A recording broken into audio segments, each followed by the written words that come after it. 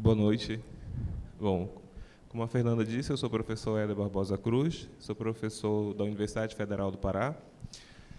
E hoje vou falar um pouco sobre a formação do professor de língua portuguesa para surdos, ensino, aprendizagem e avaliação. É uma reflexão que nós já estamos fazendo há algum tempo, não é? É uma reflexão que nós já estamos fazendo há algum tempo, né, dentro dos nossos projetos, tanto de pesquisa quanto de extensão. É uma área que nós sabemos é muito recente e que necessita ser fortalecida. Então, essa tem sido a nossa preocupação, sobretudo no que diz respeito à intervenção didática, né? Nós temos visto nas pesquisas muita reflexão teórica, muita reflexão que se insere no campo da psicolinguística e não no campo do ensino-aprendizagem de línguas, porque o que o professor de língua portuguesa para surdos está interessado, sobretudo, é no como fazer, como ensinar a língua portuguesa para surdos. E se nós formos observar a literatura, há pouquíssima informação, há pouquíssimas diretrizes, indícios de como eu posso ensinar língua portuguesa para esse público.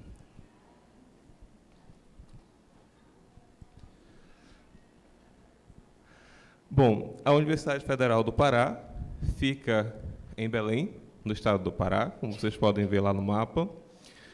Eu faço questão de situar isso, não é, porque eu vou falar de uma outra realidade. Talvez os dados que eu vou apresentar para vocês não coincidam com a realidade que vocês vivem aqui, não é? Na verdade, eu já fiquei um pouco surpreso, porque na fala de algumas pessoas nas outras mesas, eu já vejo algumas coincidências, infelizmente, em relação ao contexto da educação de surdo no nosso país.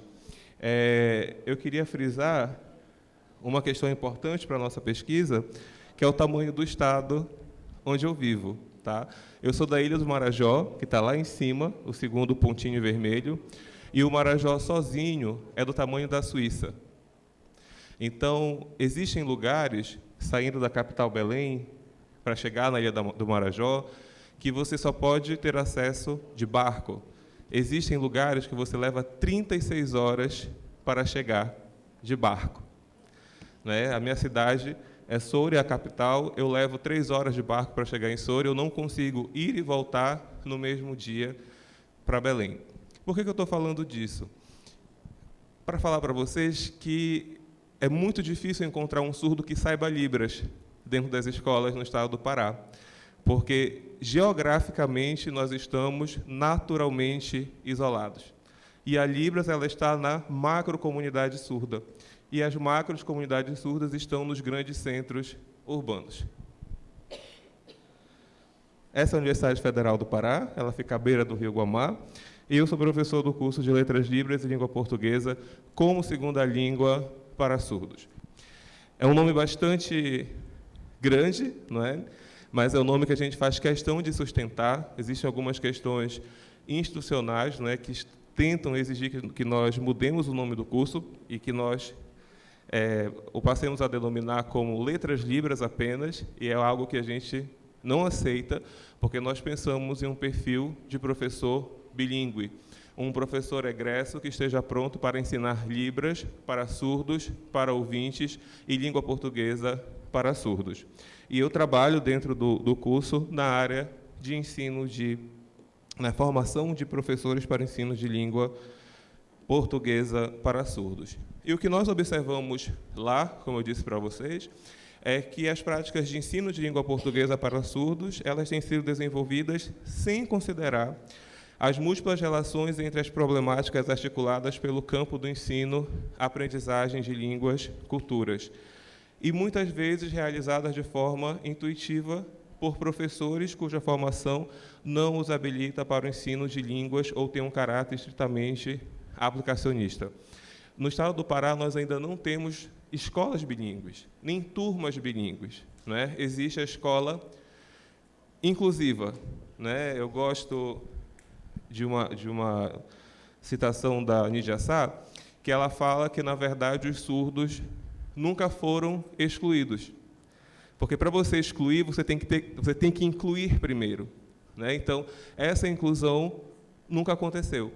Então, o grupo de surdos que nós já observamos e trabalhamos, eles estão na escola pública junto com os ouvintes, e as aulas são pensadas para os ouvintes. Os professores de português são professores de português como primeira língua. Não é? Então, se eu quero trabalhar com ensino de segunda língua para surdos, antes de qualquer coisa, isso tem que fazer parte da minha formação, eu preciso compreender o que é segunda língua, o que é um falante de segunda língua, não é? O que é ensinar uma segunda língua, quais são as competências, qual é o conjunto de saberes que eu, professor, preciso ter para desenvolver esse trabalho. Porque a inclusão da forma que está acontecendo no que diz respeito ao ensino de línguas, né, em específico ao ensino de língua portuguesa, nunca vai funcionar, porque eu tenho dois públicos distintos com necessidades totalmente diferentes e que necessitam de metodologias totalmente diferentes. É como eu digo para os meus alunos na graduação. Eu posso continuar dessa forma, partir o quadro ao meio, me partir ao meio, não é? E dar 2 aulas só para respeitar o politicamente correto.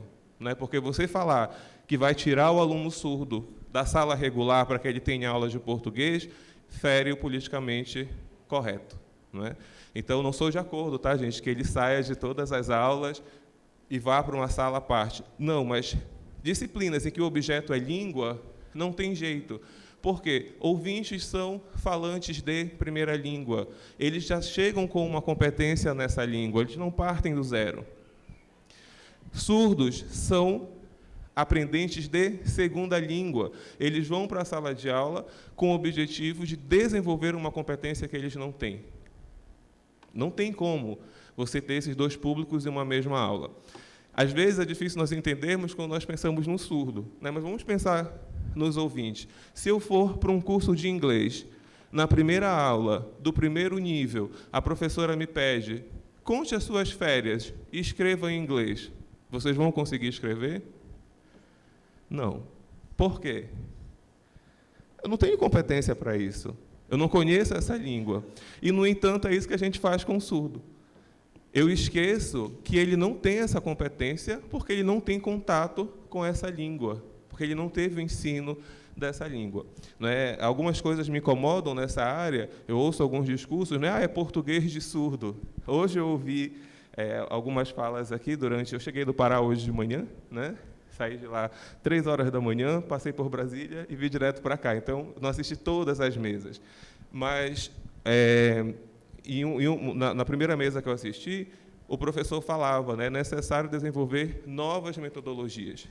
A escrita do surdo não avança, não é porque ele é surdo, é porque não há metodologias para isso. Né? Ele fica num estágio de interlíngua, que se pereniza, se cristaliza, e ele vai escrever daquela forma ad eterno, se o professor não apresentar novas metodologias, novas abordagens.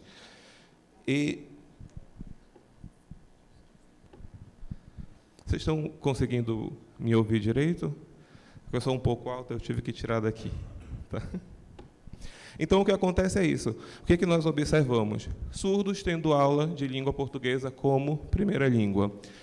E também em uma perspectiva de viés essencialmente aplicacionista, em que eu vou ensinar regras, palavras e frases descontextualizadas que não consideram uso. E que hoje, isso não é de hoje, já tem algum tempo, isso não é recomendado nem para os ouvintes, não é? Nós precisamos ter uma perspectiva que considere o uso. Falando um pouquinho mais sobre a formação de professores, Nova 2007, ele defende que essa formação de professores ela precisa formar profissionais para uma escola que está centrada na aprendizagem. Né? A escola já foi centrada no aluno, a escola já foi centrada no professor, e agora a escola contemporânea ela precisa ser centrada na aprendizagem. E a grande dificuldade é formar esse professor. E essa dificuldade está relacionada com as práticas que esses professores têm.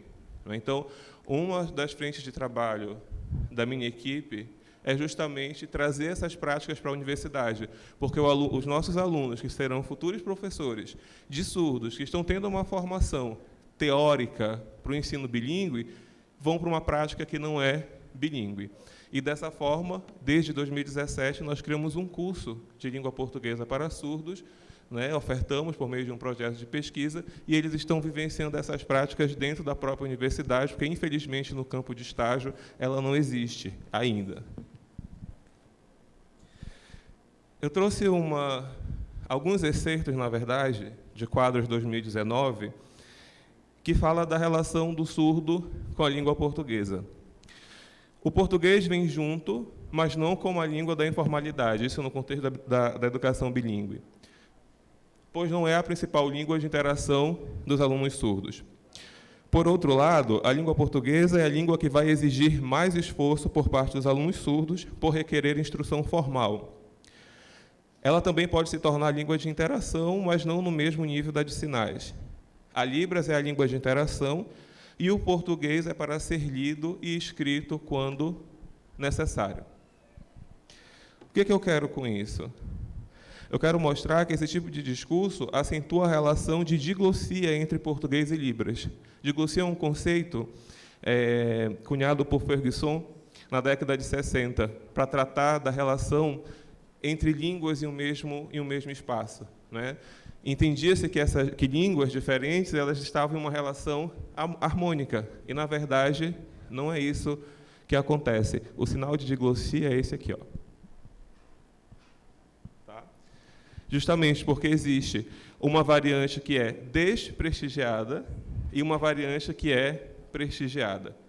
Então, na relação ouvintista, a variante privilegiada é a língua portuguesa, a desprivilegiada é a língua brasileira de sinais, como nós vivemos lá nos 100 anos de oralismo. E, hoje em dia, nós temos uma outra relação, não é, que vai se construindo por meio do discurso. Libras privilegiada, português desprivilegiada. E, dentro de uma educação bilíngue, como já falaram hoje, elas deveriam ter uma relação mais harmônica. Não é? É óbvio que parte do surdo a escolha das preferências dele. Não é? Eu mesmo falo mais de uma língua e eu tenho a língua ou as línguas que eu tenho mais, tenho uma predileção maior.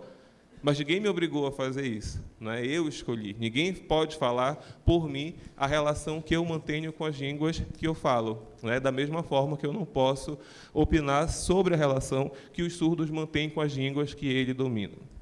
E, além disso, esse tipo de discurso promove a emergência de uma cultura educativa que afasta o ensino de português para surdos da noção de competência para comunicar.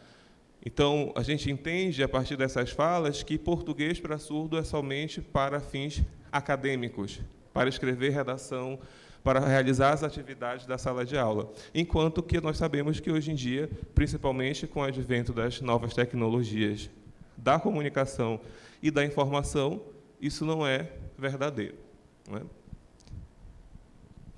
Além disso, lá na nossa realidade, nós estamos refletindo sobre o ensino de língua portuguesa para surdos que não sinalizam Libras, que não conhecem a Libras. Isso não é uma realidade só do estado do Pará, nem do interior do Pará. Né? Estatisticamente, apenas 5% dos surdos nascem em famílias surdas. 95% isso é uma questão de probabilidade. Não é? Vai nascer em uma família ouvinte e não vai ter contato com os surdos, nem com a língua brasileira de sinais. Só que a linguagem é inerente ao ser humano. Em um dado momento do seu desenvolvimento, ele vai precisar comunicar. Ele não vai passar por um processo de aquisição da linguagem, ele vai passar por um processo de criação da linguagem.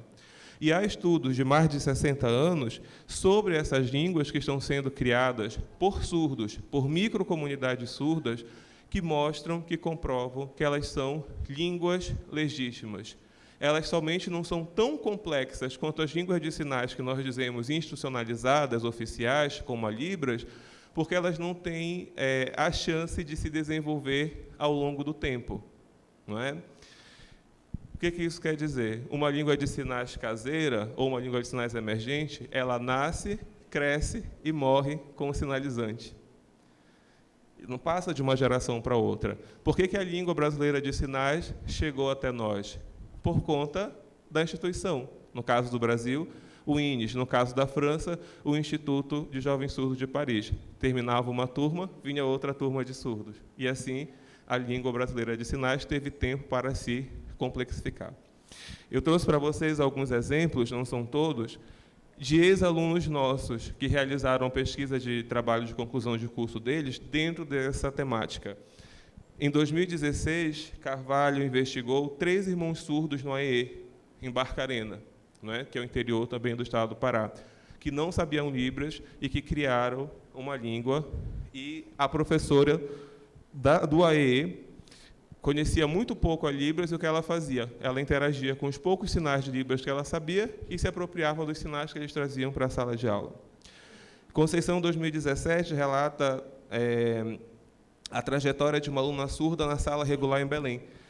E é bem interessante porque ela cria a língua de sinais dela com a família, vai para a escola, aprende Libras, mas na escola também existem surdos que não sabem Libras, e ela é bilíngue. Ela utiliza Libras com quem sabe Libras e a língua dela com quem não sabe. A família não foi para a escola junto com ela, então em casa ela continua utilizando essa língua. Paixão 2017 também trata de uma aluna surda na sala regular. Sacramento 2017, um aluno surdo no AEE, em Curralinho, Pará. Moraes 2018, um aluno surdo em Salinas, também um outro interior do Pará.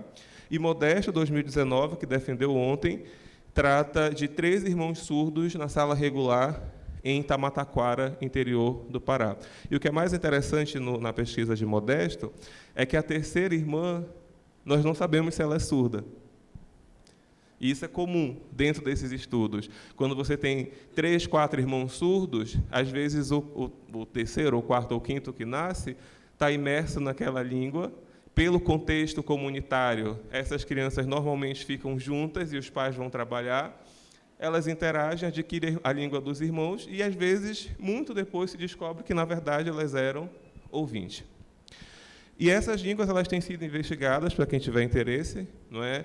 A partir dessa teoria da iconicidade, que tem como maior representante o Christian Cuxac, o sinal dele é esse aqui, que é um teórico francês, Fuselier 2004, que é uma professora brasileira da Universidade de Paris 8, professora Ellen Formigosa, da UFPA, que é professora surda, investiga também, a professora Formigosa, a professora Carliese e eu desde 2015, e a professora Martineau, que também tem investigado essas línguas. Quais são os discursos em torno da formação de professores de língua portuguesa para os surdos e quais são as implicações didáticas? Por que eu estou falando dessas línguas? Porque nós estamos vendo na legislação que o surdo precisa saber Libras antes de qualquer coisa. Então, quando a gente encontra esse discurso, no meu contexto, eu tenho que parar todo o processo, ignorar tudo o que está acontecendo na escola e ensinar Libras para o surdo. Depois que ele souber, eu começo a ensinar português, história, geografia, biologia. Tá? A nossa fala não vai na direção de que o aluno surdo não precisa aprender Libras. Não é isso. A nossa fala vai em direção de que ele pode aprender Libras por meio da língua que ele já trouxe para a escola e que ele pode aprender a língua portuguesa por meio dessa língua também. A Laura, eu acho, né, que estava aqui, que me respondeu a pergunta que eu fiz, deu um exemplo do professor... Não, que traduziu da língua de sinais americana, que estava aqui, o professor Nelson Pimenta. Né? Existem estudos que mostram que dentro de 2, 3 horas, surdos, não é, estrangeiros, chegam em um nível bom de intercompreensão. Eles conseguem se entender. Né? Isso não quer dizer que as línguas de sinais elas sejam universais. Não tem nada a ver com isso. Isso tem a ver com a teoria da iconicidade e a base icônica que todas as línguas de sinais compartilham, porque essas línguas elas são criadas a partir da iconicização da experiência vivida pela pessoa que sinaliza. Então, é visual, como a gente estuda. Então, eu não preciso aprender a língua desse aluno para ensinar português. Eu posso sinalizar Libras e interagir com ele. Eu preciso estar aberto para essa intercompreensão. E isso vai de encontro, né, à formação do professor de Libras. Nós precisamos rever, e nós estamos revendo na Universidade Federal do Pará, a formação do professor de Libras. Qual é a sinalização? O professor Nelson Pimenta falou isso aqui, eu achei muito interessante. Nós estamos discutindo isso. Não é? Por que a maior parte dos alunos de Libras não saem fluentes desses cursos? Não é? Por que o aluno de Letras Libras diz que consegue conversar com um colega, consegue conversar na universidade, mas quando ele entra em contato com o surdo, ele fica em pânico e ele não consegue sinalizar igual, ele diz que ele nunca vai sinalizar igual a um surdo, né? E vão surgindo crenças em torno disso. Então, nós precisamos rever, dentro da formação deles, uma formação bilíngue, o próprio ensino de Libras. E para quem quer ser professor de língua portuguesa como segunda língua para surdos, não é? Eu trouxe alguns questionamentos. Eu preciso, antes de qualquer coisa, entender quem é esse aprendente surdo. Ele sinaliza Libras? Qual o nível de proficiência dele em Libras? Não é? Quais são as suas necessidades imediatas? Por que ele quer aprender ou precisa aprender a língua portuguesa? Ele tem contato com o português? Com que frequência? Como? Quando? Para quê? E quais são as condições de apropriação de segunda língua pelo aprendente surdo? No mestrado, eu realizei uma pesquisa com crianças surdas do 7º ano, com 10 crianças, não é, de início. Nenhuma delas sabia porque elas tinham que aprender a língua portuguesa. Ninguém conversou sobre isso com elas. E elas não viam a necessidade, por uma questão muito óbvia. A língua brasileira de sinais é uma língua plena, é uma língua real. Ela serve para comunicar sobre qualquer temática. Isso está registrado na história. Em 1779, existe uma publicação que se chama Observações de um Surdo Mudo, sobre um curso elementar para surdos, que é a primeira publicação de que se tem notícia de um autor surdo. E lá, em 1779, ele relata, não há nada, ele escreve em Paris, é um surdo francês, não há nada em Paris, na Europa, no mundo, que nós não consigamos tratar nas nossas conversas e com precisão. Então, uma criança surda que é fluente numa língua de sinais, ela não tem necessidade de uma outra língua para comunicar. E aí entra o papel do professor, não é? Com a motivação, com esse tipo de abordagem, que faça com que o aluno reflita sobre a aprendizagem. Não é? Não estamos aí em práticas oralistas de obrigá-lo, mas de levá-lo a refletir sobre a importância. Eu lembro que, no final da pesquisa, um deles, que era bem engraçado, ele disse, não, professor, agora eu sei, eu vou precisar do português quando eu crescer, mas quando eu crescer eu aprendo. Não preciso agora, né? Eu vou me esforçar quando eu precisar e vou estudar. E eu preciso saber quais são, eu, formador desses professores, os saberes que servem de base para o ensino de língua portuguesa para surdos. Ora, se eu sou professor de língua portuguesa para surdos, eu não sei o que é segunda língua, eu não sei como se ensina a segunda língua, o que eu estou fazendo na sala de aula? Antes de ir para a sala de aula, eu preciso construir ou revisitar as minhas competências de professor, o conjunto de saberes, de habilidades que são necessários, não é, para realizar esse métier, como aponta aí Tardif e Raymond 2000.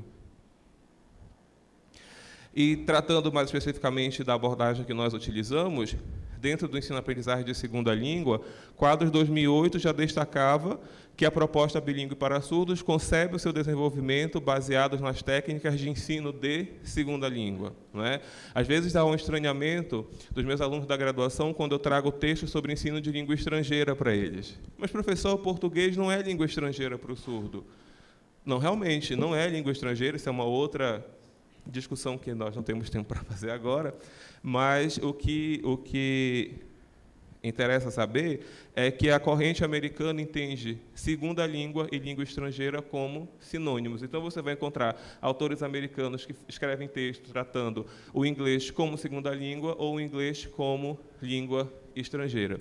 Então, a recomendação de Quadros é que nós visitemos esses textos para entender, não é, a investigação nessa área. É óbvio que nem tudo nós vamos conseguir transpor de imediato para a nossa área de ensino de surdos, mas grande parte do que tem sido investigado há muitos séculos vai nos ajudar. Não é? Nós não estamos reinventando a roda já existia. Ensino de língua já existe, antes da criação dos cursos de Letras Libras e Letras Libras como língua portuguesa como segunda língua para surdos. Eu preciso me apropriar dessa área. Eu não posso ir para a sala de aula ensinar segunda língua de forma intuitiva, do jeito que eu acho que é isso que acontece, não é? no desespero, no afã, às vezes, de ajudar o aluno, eu invento alguma coisa, ou eu repito aquilo que fizeram comigo, ou eu faço a mesma coisa que eu faço com os alunos ouvintes. Preciso de uma formação específica para trabalhar com isso. E dentro dos estudos de ensino de segunda língua, a partir da década de 60, nós temos o que ficou conhecido como a virada comunicativa, com o surgimento da noção de competência comunicativa, que é uma competência vasta, não é? Que recobre vários conhecimentos, vários saberes que são necessários para que eu possa comunicar. E aí nós começamos a entender, a partir desse momento, que falar uma língua, poder se comunicar por meio dela, exige muito mais do que uma competência meramente gramatical. Ou seja, apenas com palavras e regras gramaticais, eu não consigo falar uma língua. Da mesma forma que sem as palavras e sem as regras gramaticais, eu também não consigo falar essa língua. Então, eu preciso de muito mais dentro dessa competência para que essa comunicação ela aconteça. Nós sabemos disso, é porque nós não refletimos muito sobre a nossa própria prática linguageira comunicativa. Nós sabemos que nós não falamos com as pessoas da mesma forma. Eu não falo com o meu diretor, com o meu chefe, da mesma forma que eu falo com o meu colega. Isso faz parte dessa competência, não é? Existe um rol aí de competências dentro dessa noção. E nós trabalhamos, na verdade, com um desdobramento dessa abordagem, que tem sido chamada de abordagem comunicativa, que está sendo chamada de perspectiva acional. E o objetivo dela é que o aluno, dentro desse processo, ele seja levado a realizar tarefas sociolinguageiras, não são mais apenas linguageiras, circunscritas nas interações com a escrita, tanto na compreensão quanto na expressão. E, dentro da perspectiva acional, a tarefa ocupa um lugar central. E é realizando as tarefas que o aprendente de língua ele vai aprender essa língua. E o que são essas tarefas? Não é? Uma tarefa é um fato corrente da vida cotidiana, e a sua execução supõe a implementação estratégica de competências a fim de realizar com êxito um conjunto de ações com um objetivo definido e um produto particular e observável. Existem tarefas que são mais simples e existem tarefas que são mais complexas. Eu estou realizando uma tarefa agora, sociolinguageira. Eu estou palestrando para vocês. A minha tarefa é essa. E eu preciso de uma série de competências para realizar o que eu estou realizando aqui. Saber escolher o registro que eu vou falar, porque eu não estou num bar com os meus amigos, não é?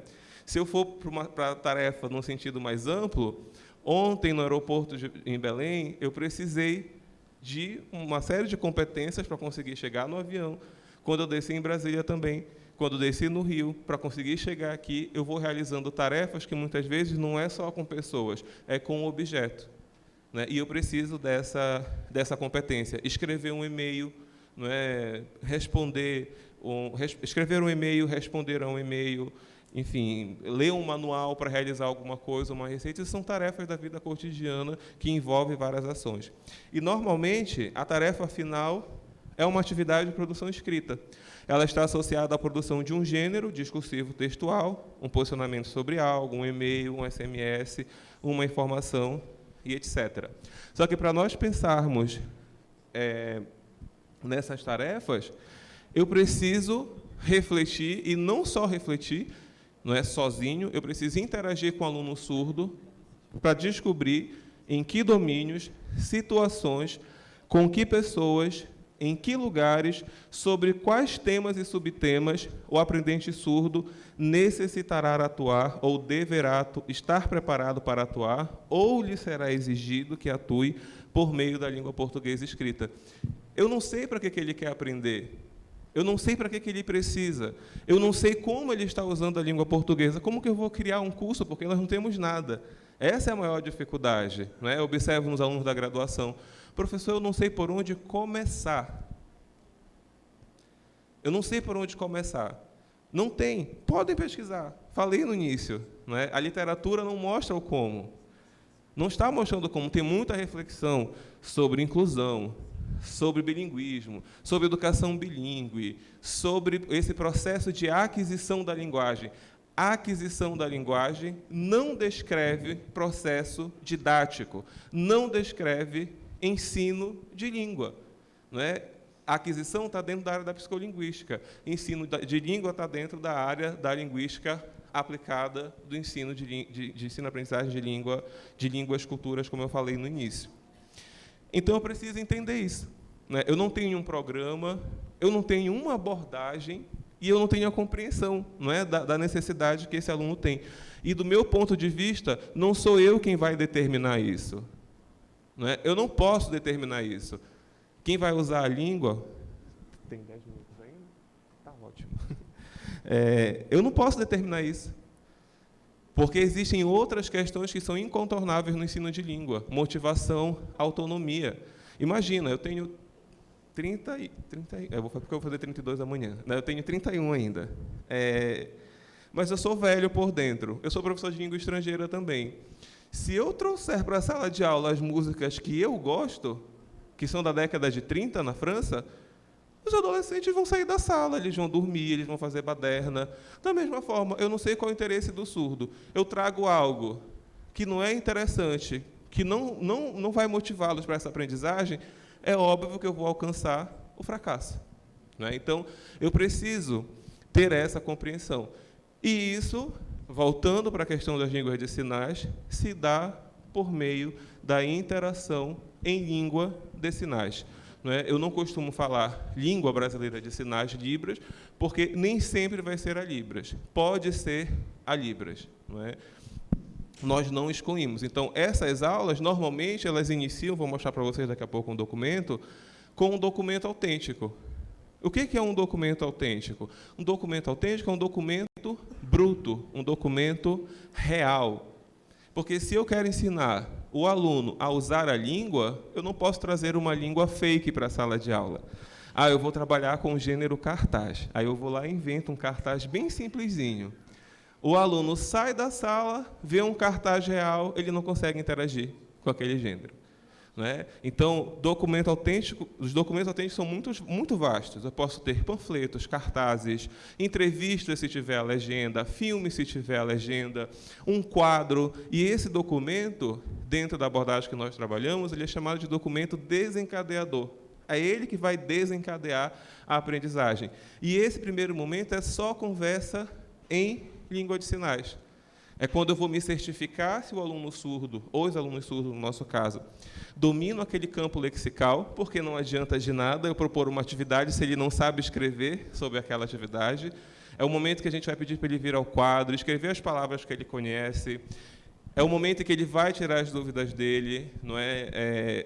Nós estamos tendo uma experiência muito interessante com o ensino de vocabulário.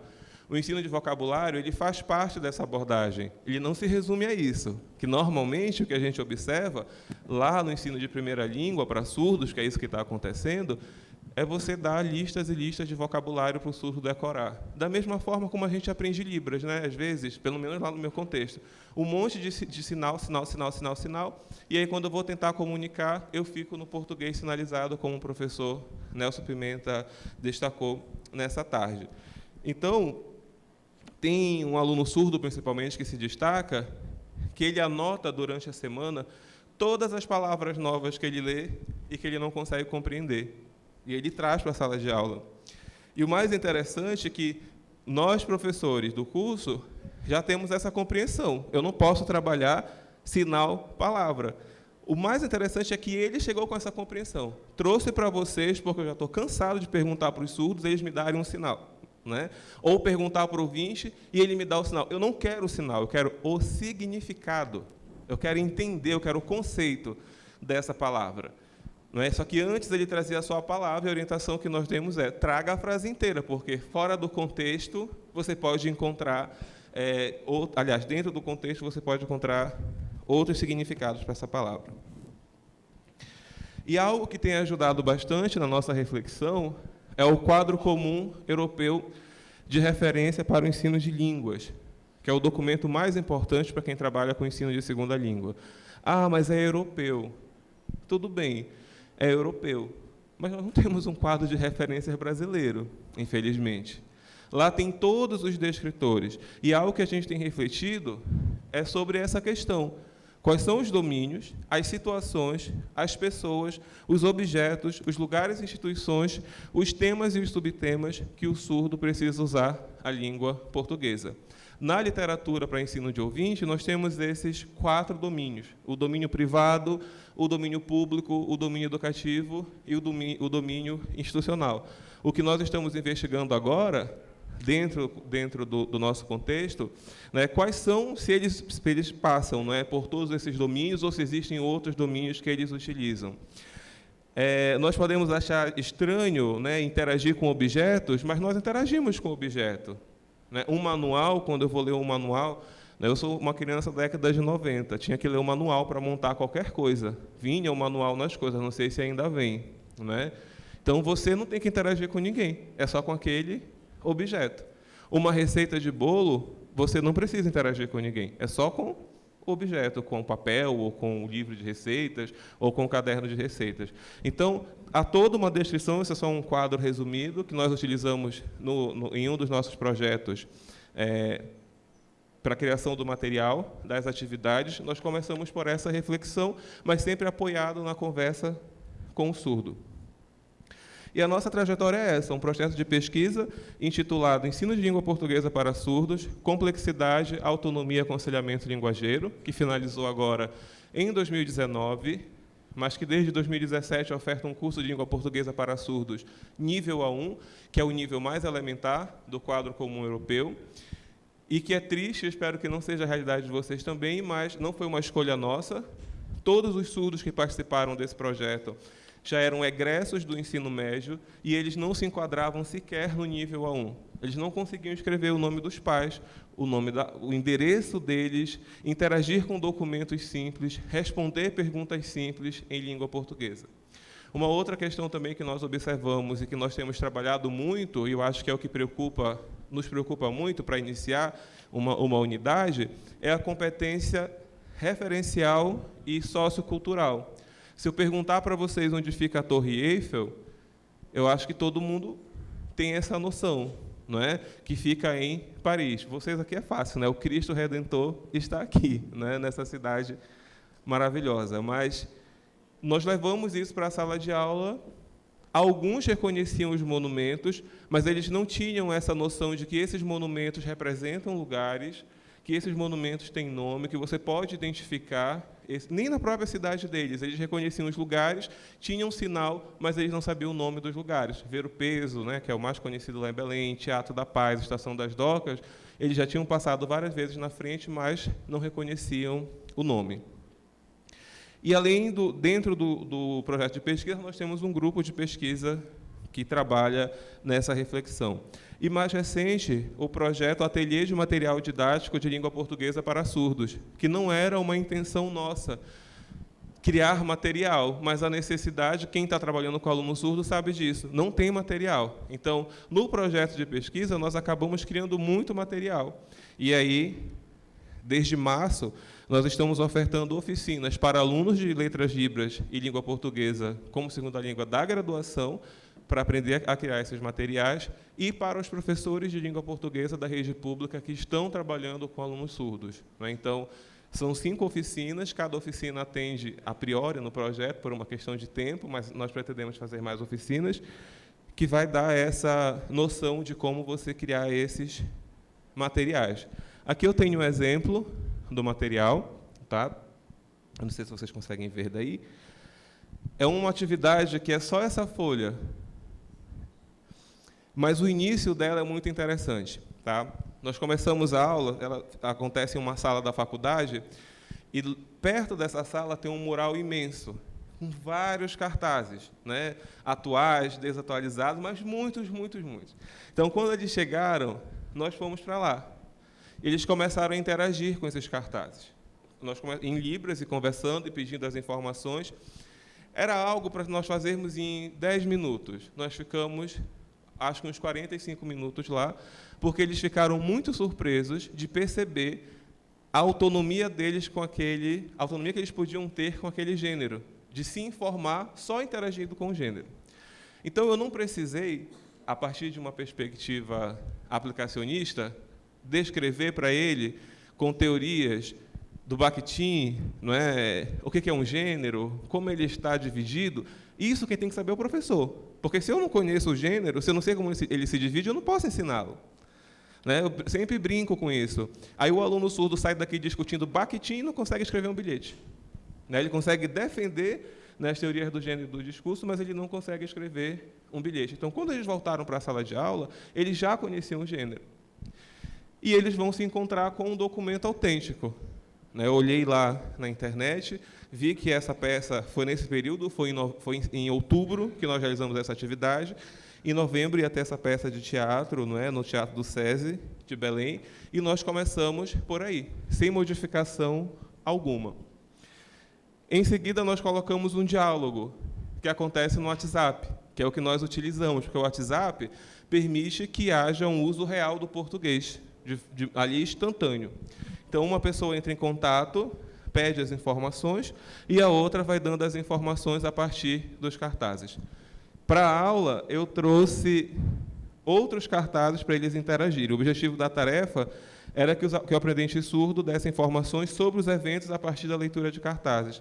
Depois de ler os cartazes, era esse o comando que eles tinham, você deverá dar informações sobre os eventos. Já estou finalizando, gente, é o último, prometo. Aí aqui tem um exemplo da conversa, né? De verde sou eu e branco são eles.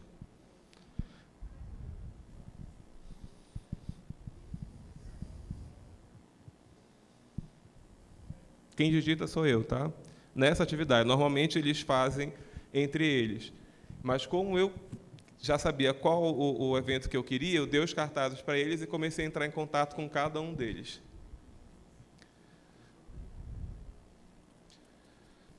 E ele pega a resposta a partir do cartaz que ele tem na mão. Então, ali há um uso real, há um uso de competência estratégica, porque tem momento que ele erra, vocês não sei se perceberam, ele apaga e volta lá. Ele responde, eita, casei, eu digo, eu retomo, e a gente vai fazendo isso. É óbvio que vão ter alguns problemas ainda na escrita, mas esse é o primeiro momento. Depois nós vamos trabalhar, não é, esses problemas que vão aparecendo. Aí tem o segundo exemplo, que é desse cartaz. E isso só é possível se eu tenho uma perspectiva de avaliação formativa. Uma avaliação que serve para ajudar a ensinar e ajudar a aprender. Não pode ser uma avaliação para produzir resultados, não é, e respeitar os prazos que nós todos os professores temos. Nós temos que adotar essa perspectiva. E as minhas considerações finais, eu vou parafrasear a minha orientadora. Ensino de línguas para surdos não é a casa da mãe Joana. Eu não posso fazer o que eu quero. Eu não posso agir de forma intuitiva. Eu preciso de formação para fazer isso. Eu preciso respeitar esses alunos que são muito desrespeitados. É muito triste quando a gente chega nessas realidades. Muito obrigado pela atenção. Uma boa tarde.